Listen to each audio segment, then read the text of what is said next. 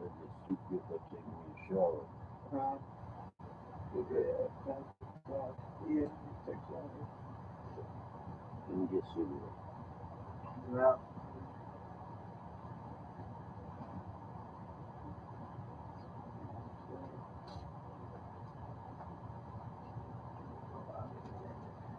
I'm just waiting.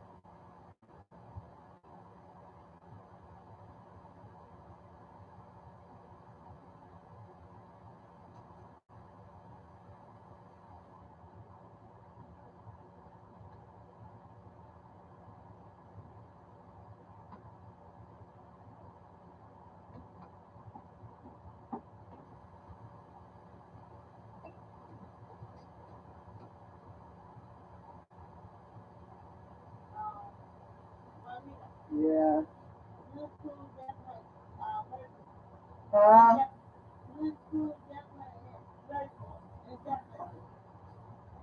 Oh, you said schools? Rent? Uh, yeah, 'cause they got it bad up there.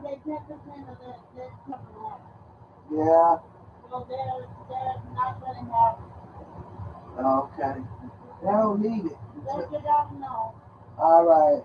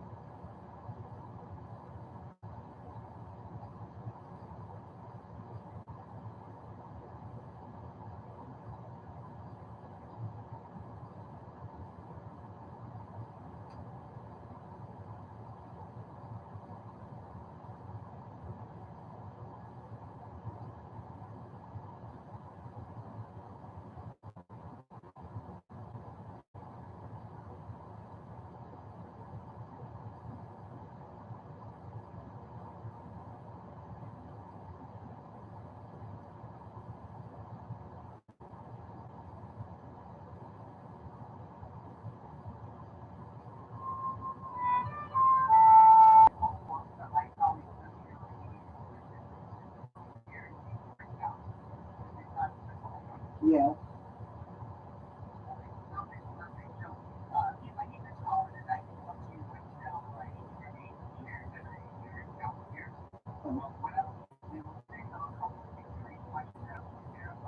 Okay.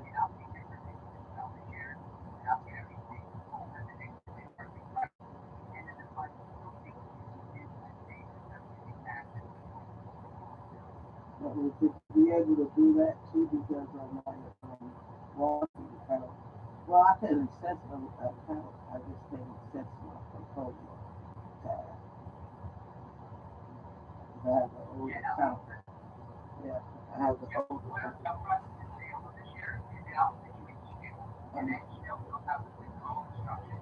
Okay.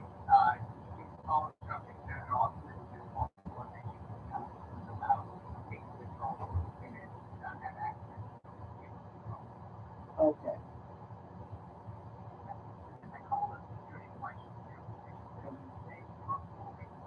Madison Million. 515, actually 72. 1746 Sheffield, Pennsylvania, Michigan, 48198.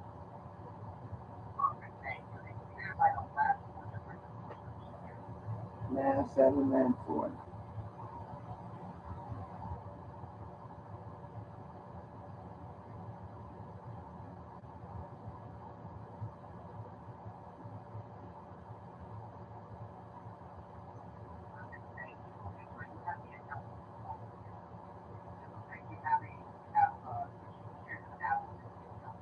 Correct. Mhm.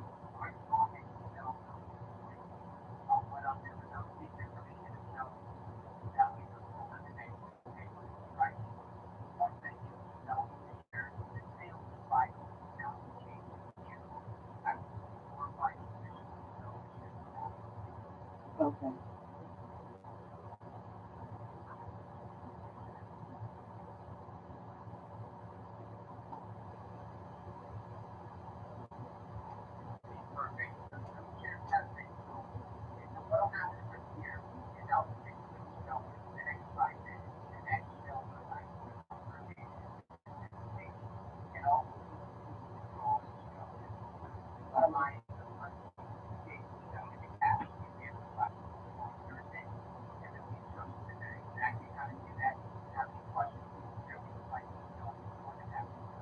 Because I want to know which email you're going to send it to because they asked me, I got two emails for some reason associated with this account. But I used one, but they asked for the other one to verify. I just want to know which one you're sending to. Okay, I just wanted to make sure. For some reason, they asked me one to come back. Well, I thought it was going to come back. But it's the internet. It's 116. All right, I mean 515. Okay.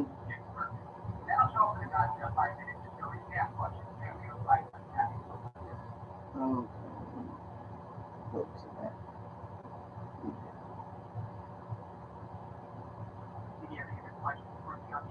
No, that's it. So it's nothing else. We just wait for the email to come. And then,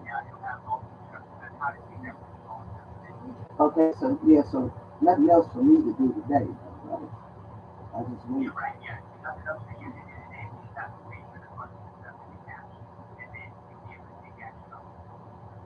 All right, now will they say that on their page though? Because it doesn't say no amount at all. Is that the amount will be in there? Let me. Oh yeah. Right. Okay. Thank you. Because you know that's the old account, not the new. I don't have access to the new device account. I don't have it. Right. All right. Well, thank you. Bye bye.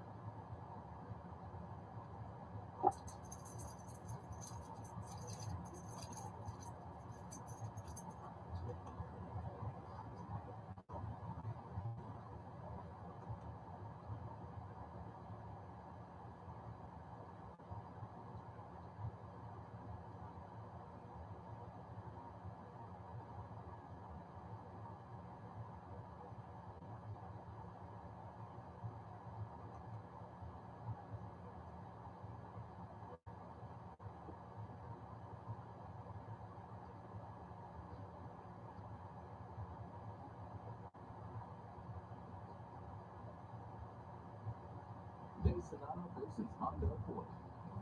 Look what Sonata has. And what kind of person. She described him as an advocate of pride parades throughout the community. I'm sorry, did she say pride parades? Okay, now here's the thing.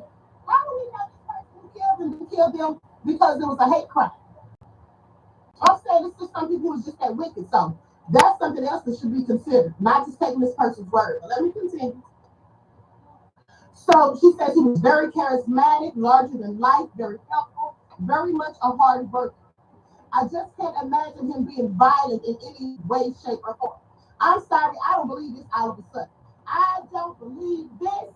Now, I know there's some gay men who will give you the smoke, but on the average, do gay men really go around getting into road rage accidents and fight somebody and trying to drag somebody out the car? That doesn't even sound like that. Doesn't even sound like. I'm not saying it didn't happen, it couldn't, but it sounds very unlikely. That's all I'm saying.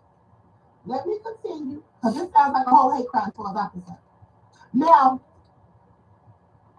Bolin said that the people who did not know Duke are pointing to his past as a possible reason for what happened. Records show that he was sentenced to 60 months in prison for a mortgage fraud scheme that happened back in 2000. Hold up, wait a minute. So now they're trying to say because he committed mortgage fraud, that's why he probably did what he said.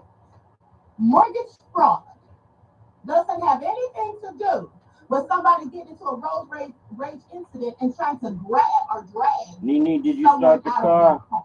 Okay? Wait, Did you start the hey, car? Williams. Just Biz said they have dead sauce. I know it's Timber. Just Biz, please don't make I me. want you to Please stay in here don't do a it. couple more minutes, I please. want you to finish my tea. Don't let me pick you up out this chat, okay? For nefarious.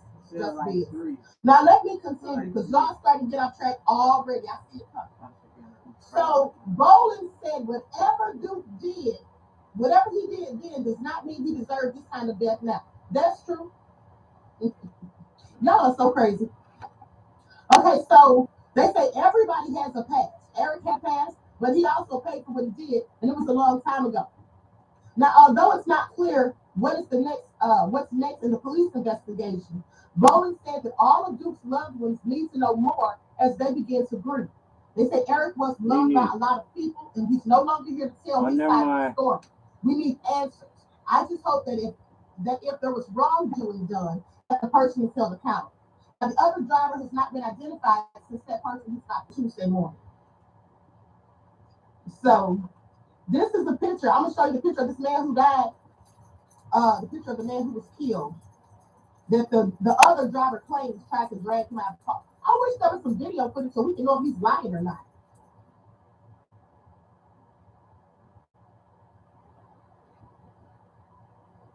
Like and share. Everyone, please like and share. Subscribe to the channel if you haven't done so. Thank you in advance.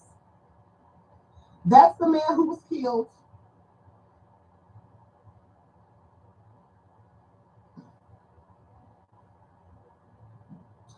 So anyway,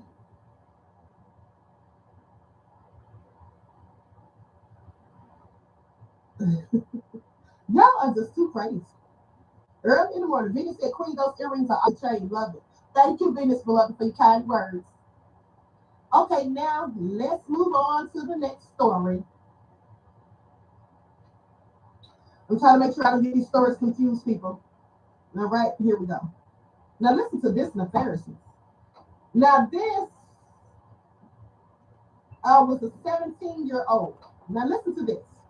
I don't know who's raising these kids, but not me. A 17-year-old Maryland student was charged after one of his classmates was found shot in the bathroom at school.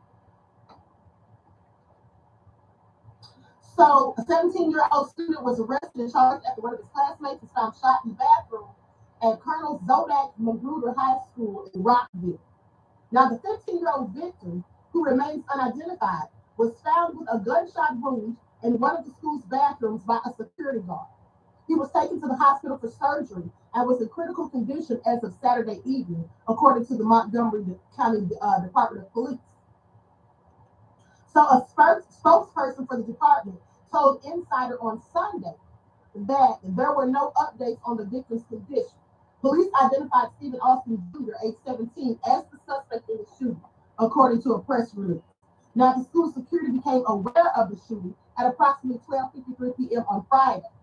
This is according to an earlier press release. The school was put on a lockdown as police and SWAT team members searched through the building. Austin Jr. was found inside a classroom and was taken into custody shortly after 3 p.m.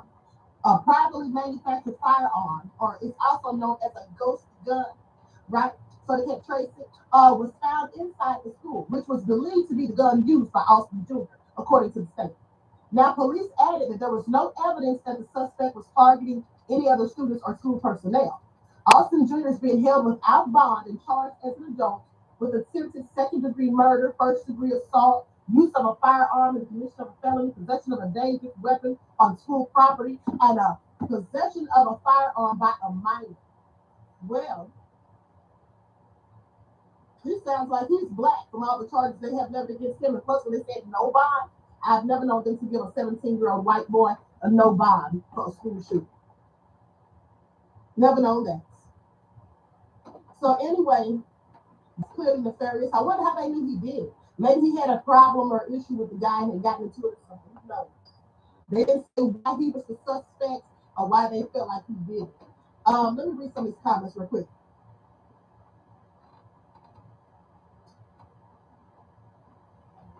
Likes up, everyone, please like and share. GL said, teens today don't know how to get with the hands when they have a disagreement. Exactly. And that is so ridiculous. They don't know how to fight, honey. All they know how to do is pull out a gun and shoot. But anybody can do that, right? Anybody can do that. But sadly, some of these little cowards today, no, they cannot throw hands. That's what they can't do. Okay? Gerard Walker says, throw the whole kitchen at them. Right. Calvert says, Queen, are you following the Theodore Edgecombe trial? He will be taking the stand momentarily. No, I haven't, beloved. I'll check it out, though. Thanks for the insight. Cal Rittenhouse ain't have that many charges. Exactly. He killed two people and injured another. Exactly. That's all I'm saying. Pistolola said diabolical devils. We got that right. Okay, so now let's move on to the next story of nefariousness, because clearly it always is. So listen to this. They say that doctors are fighting to make the kidney donor system less racist. Isn't that something? So yeah, y'all don't want to give black people kidneys now? Don't want black folks to get kidney transplants? But they want to give you that jab, though, to make sure you're healthy. But what about your kidneys if you need a transplant? I'm just saying. Please make it all make sense. That's all I can say about that. Now, the calculators that U.S. doctors use to determine kidney health factor into race. They factor race into consideration. There are pros and cons of that, in fact. So they go on to say, hold on, pop-ups, people. Okay, they go on to say that on the morning of June 19th of 2020, a now federal holiday, students in the internal medicine residency program at the University of California, Davis, gathered for their weekly rounds. Now, Rachel Lucatorto, the associate program director, opened the mission by playing a recording of the Emancipation Proclamation. She then jump-started into a discussion about racism within medicine. Now, black people, I know y'all know there's all kinds of racism involved in medical practice. Y'all should know. Now, for Bisrat Woldemichael, then a fourth-year medical student at UC Davis and now a resident at Emory University, it was a chance to speak about racism in kidney care or nephrology. Black Americans experience kidney failure nearly 4 times as often as white Americans, and yet they are less likely to receive timely referrals to a specialist. This is absolutely true. Now, one big problem Woldemichael remembers pointing out that June morning was that a common tool for measuring kidney health factors into race. Racism is very obviously present in a lot of objective data in medicine. Many equations and guidelines adjust for race, and while it sometimes is a convenient proxy, critics say doing so reinforces steps, she says, including death. Now, most people have 2 kidneys, bean-shaped organs about the size of a fist, which, among other things, clean the blood, balance electrolytes, and help form red blood cells. Now, to estimate kidney function, doctors use a standard equation called the EGFR, or estimated glomerular filtration rates. Now, that equation uses the kidney's ability to filter a waste product called creatine to help estimate their health. Plugging the creatine levels is plugging the creatine level into a calculator helps to gauge kidney function, just as a cuff around an upper arm offers an estimate on your blood pressure. Now, as kidney function declines, creatine levels begin to rise. At the time of the UC Davis meeting, the calculator accounted for higher creatine levels for Black people than any other ethnicities. That could have made some Black people's kidneys appear healthier than they actually were, delaying life-saving transplants. Black people, are y'all listening? So just as upsetting, what Michael argued was the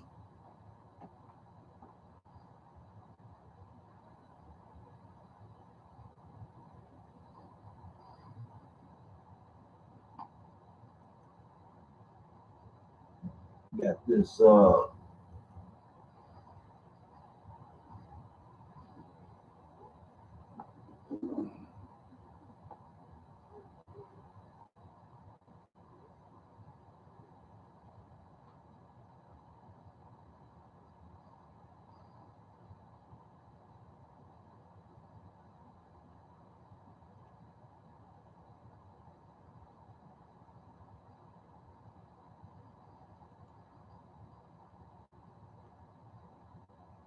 right.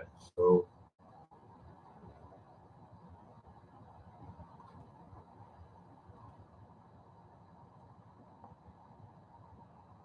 just got some more bad news.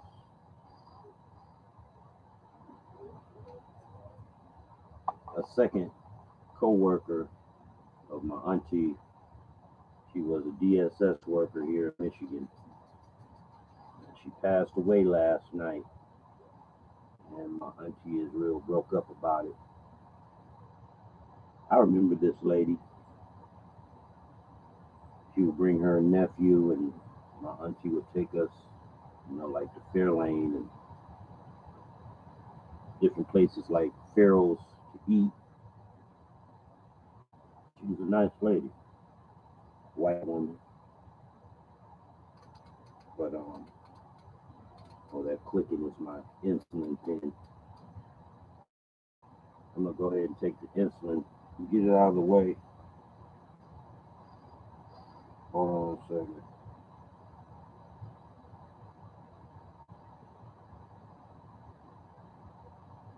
And it looks like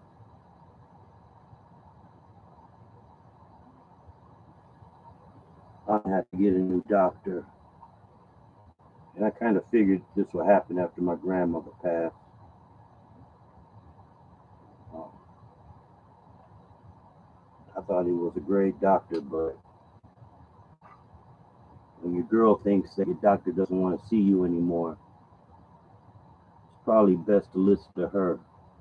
So I had several questions. He gave me his personal number. I guess this is like a burner phone just for the office or whatever.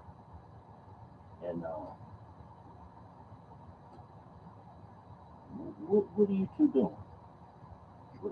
Y'all look like you're in. What are you doing? What's wrong with you? Huh? Lily giving you a hard time, or you giving Lily a hard time? Look, your mama gonna bring you some beef jerky. I don't have none. Y'all bumming rush me like I got beef jerky. And you want to show some teeth. Oh, that's a kiss, huh? Hey, why you gotta show your teeth before you give me a kiss, huh? Something else. Lily, you ain't rush me all of a sudden. You must saw your mama leave, didn't you? That's why you down here, right? Both y'all am being watched or guarded. Anyway, I got two sets of eyes and two fast wagging tails, so they're happy. You know, when Nee leaves, they come down here and sit up under me. I told Nene, she can start the car with the remote control. I was like, I just taught her how to, leave the heat on and the defroster on the window, and that'll heat up real quick. So when you see the snow fall off the windows, it's ready. So she's out there now.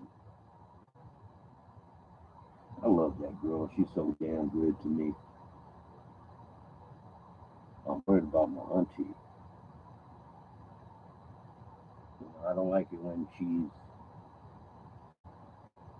over 25 to 30 years because she's been retired since 98.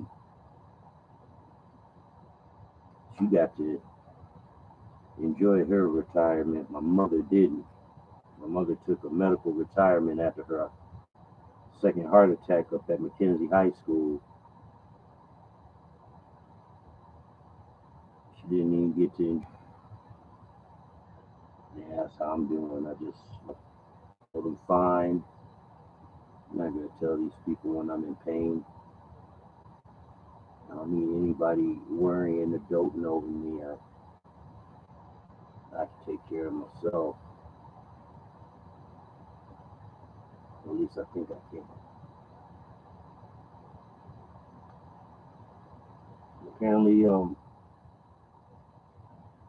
she had just talked to this lady like before Christmas, and she wasn't even sick. So I don't know what she died of. I know it was natural causes, or she had a hidden illness she wasn't telling nobody about.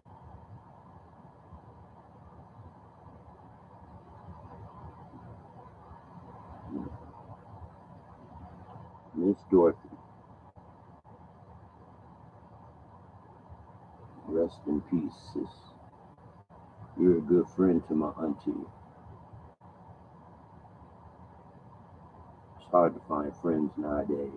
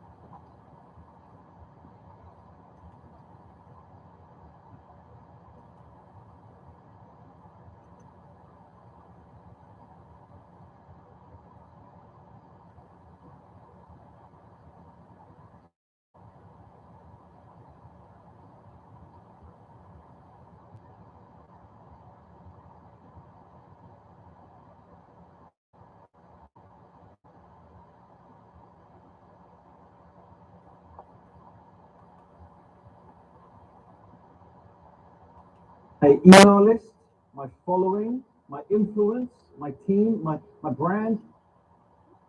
Abolished slavery of 1865-ish or 1863-ish, but this is the new form of slavery in which you could be in prison, although it's against the Constitution to in prison because of debt. You still can be in prison because of this debt.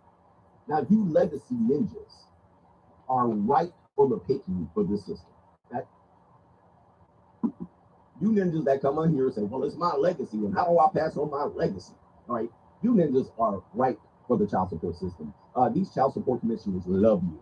They love you. You pay their salary. All right. You get the matching Title 4D funds going. You keep the system going. You keep the system going.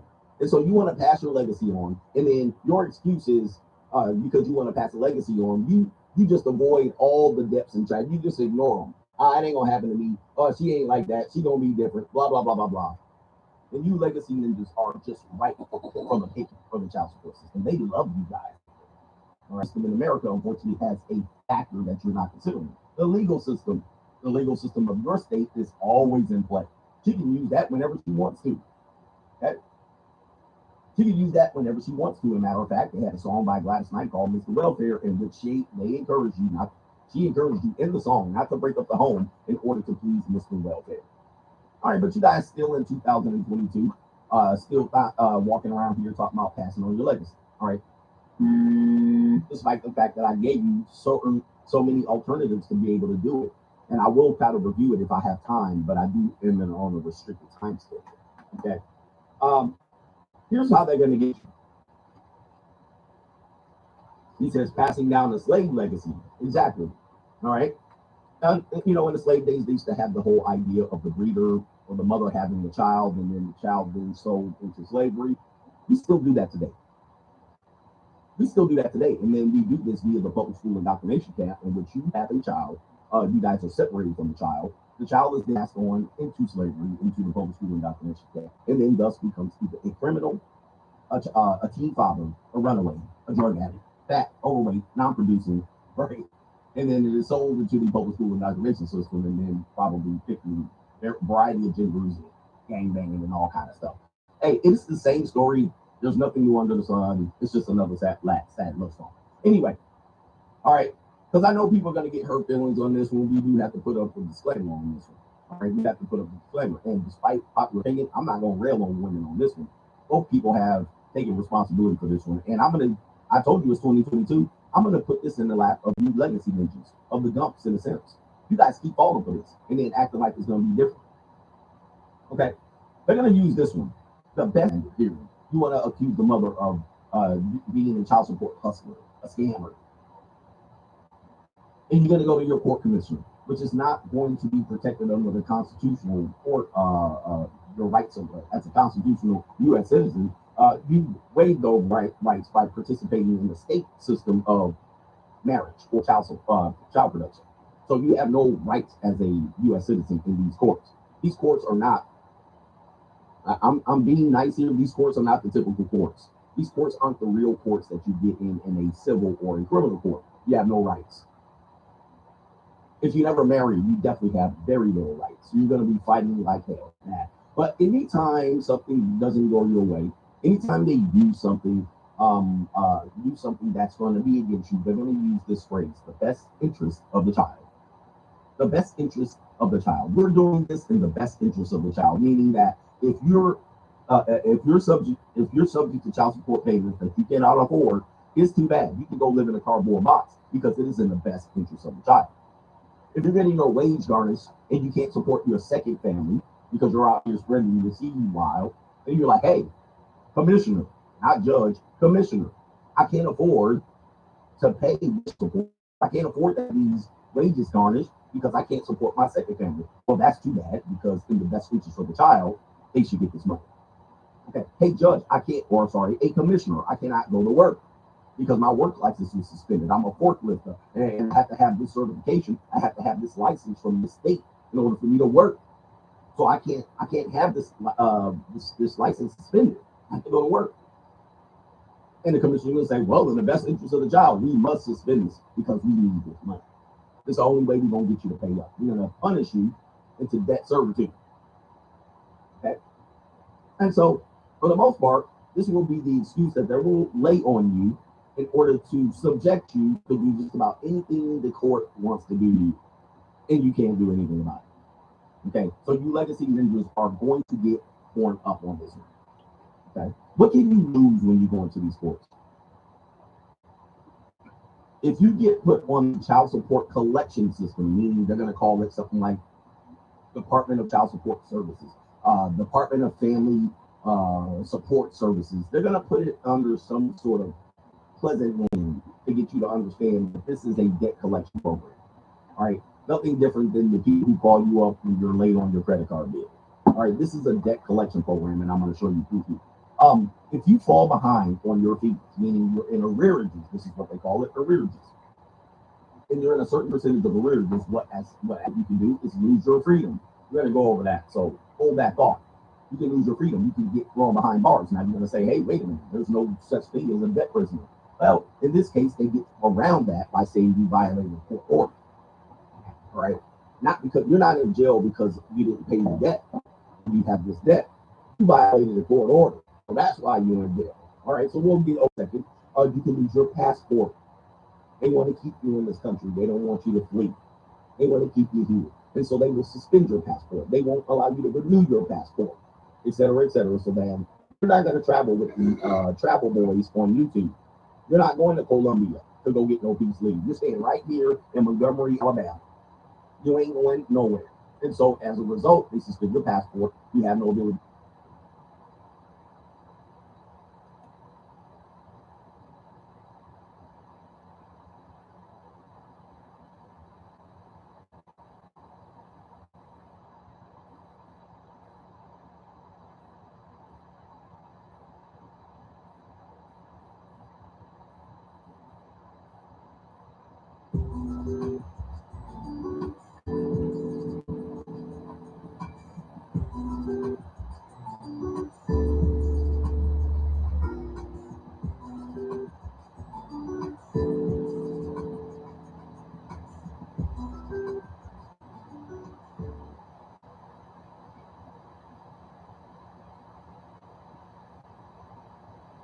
Ladies and gentlemen, it takes some kind of arrogance to go in a court and tell people you've suffered enough, you've lost this and you've lost that, and they're looking for leniency.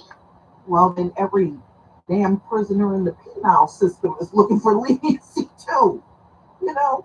But wait until you get a load of what this dude that circled in the red tried to say. So he asked the court for leniency, and his argument is, I have suffered enough losing work.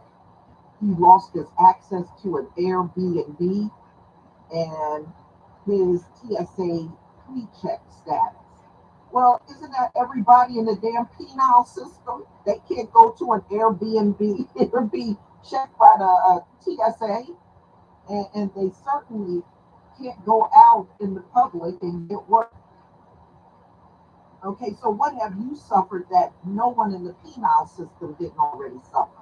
Look, no, I can't feel for this man because y'all put innocent black men, and we just recently seen a black woman. Y'all keep them in there for decades. You realize you're not supposed to jail people like that, especially for crimes that you made up and to put them in there in the first place? Because that's what y'all do. You make up or you have a crime and you just don't care who you grab. Just get somebody in there, and it's usually a black man.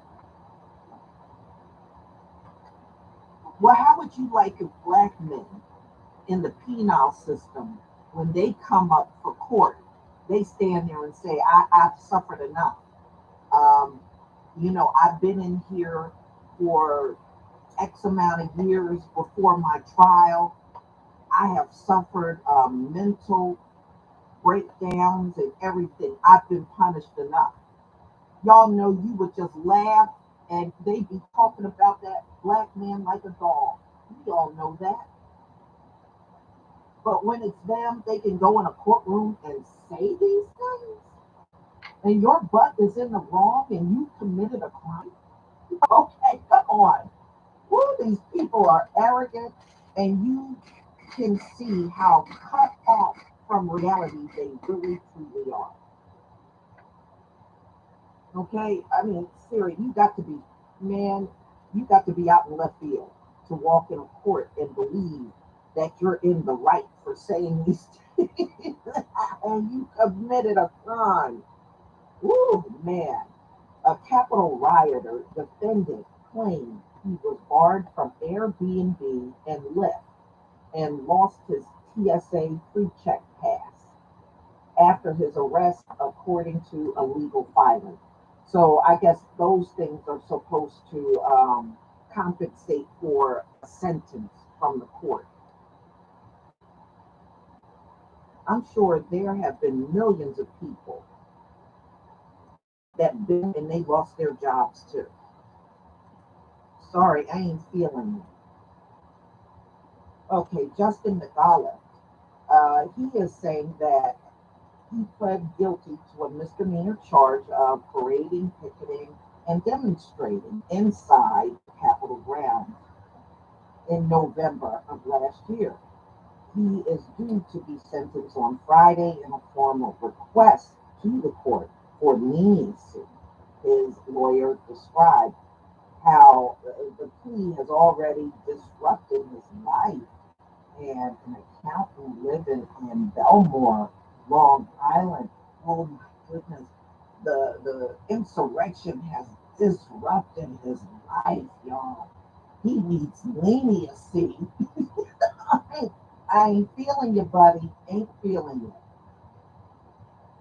So, as an accountant, he lost clients and investment partnership. The request said he was, per the document, also barred from working as a Lyft driver and using Airbnb, and also lost his TSA pre-check pass, the filing said. Oh, that is so awful. Oh man. In fact, people like him are quicker to get jobs out here than anyone else.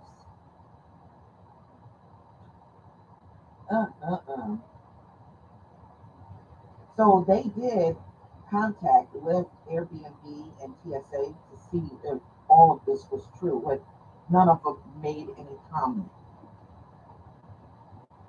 On their website, TSA says U.S. citizens can be removed or suspended from their pre-check program if they commit certain violations of federal security regulations.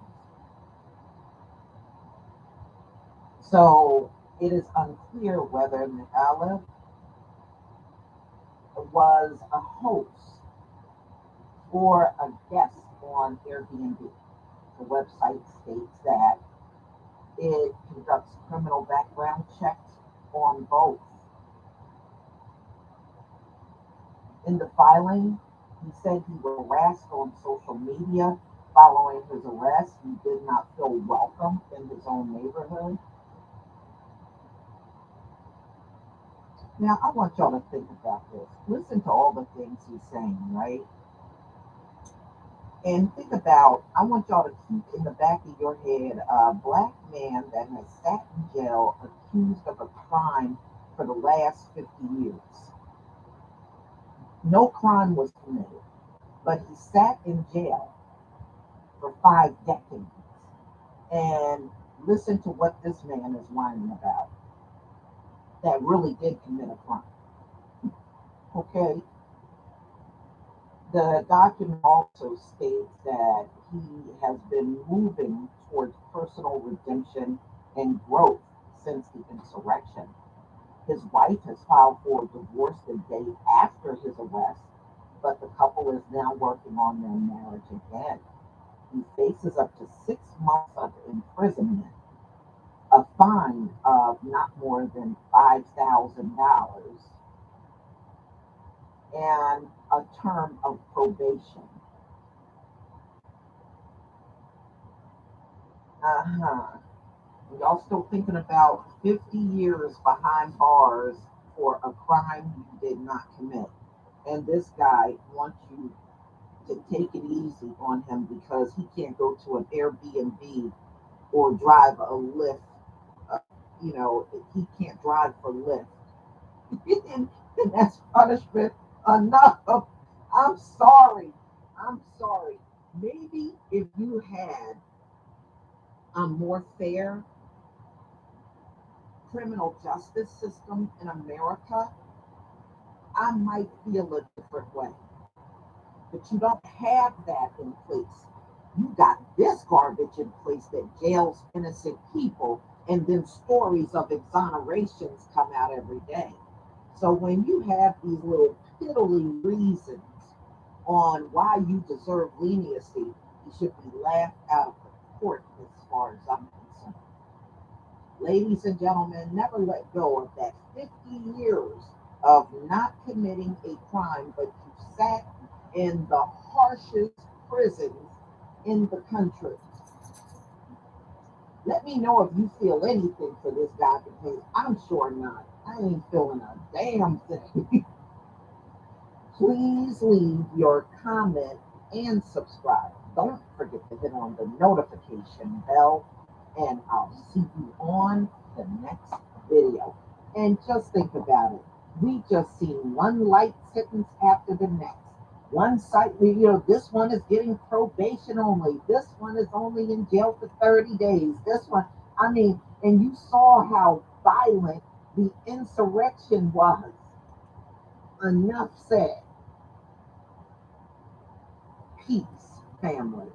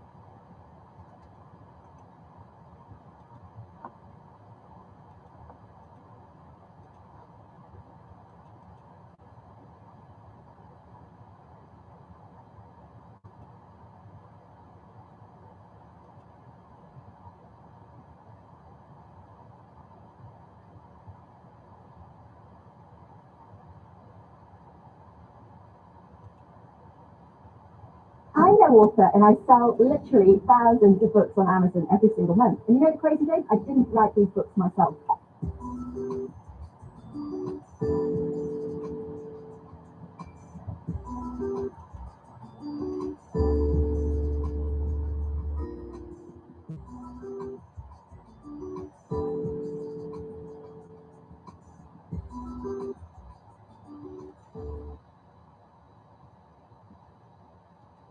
Ladies and gentlemen, many of you might remember this Chicago woman by the name of Anjanette Young.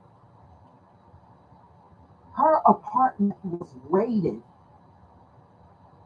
by the police, and they were in the wrong apartment. And at the time, she didn't even have clothes on when this happened. And she was trying to tell them over and over and over, because these people seriously are trained not to believe or listen to us. They are trained to do this. Even when it's in their best interest to listen to you, they don't. Well, not listening to this woman saying you're in the wrong apartment has cost them $2.9 million. She was not all the way satisfied. She wanted to see these cops fired.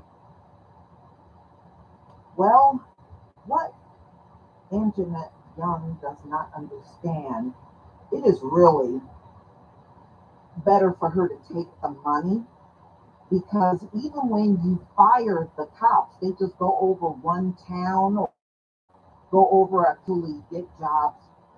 Law enforcement, we have seen this over and over. We've seen it with Betty Shelby.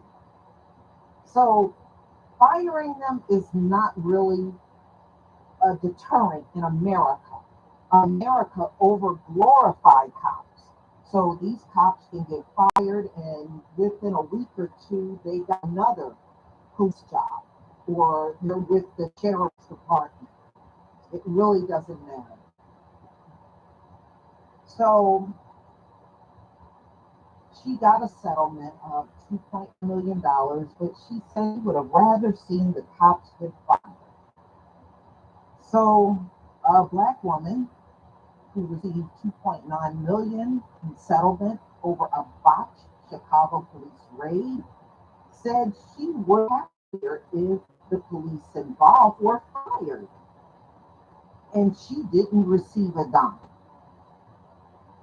There is no amount of money that will right this wrong, and Annette Young told CBS Morning in an interview that aired on Friday. Money is not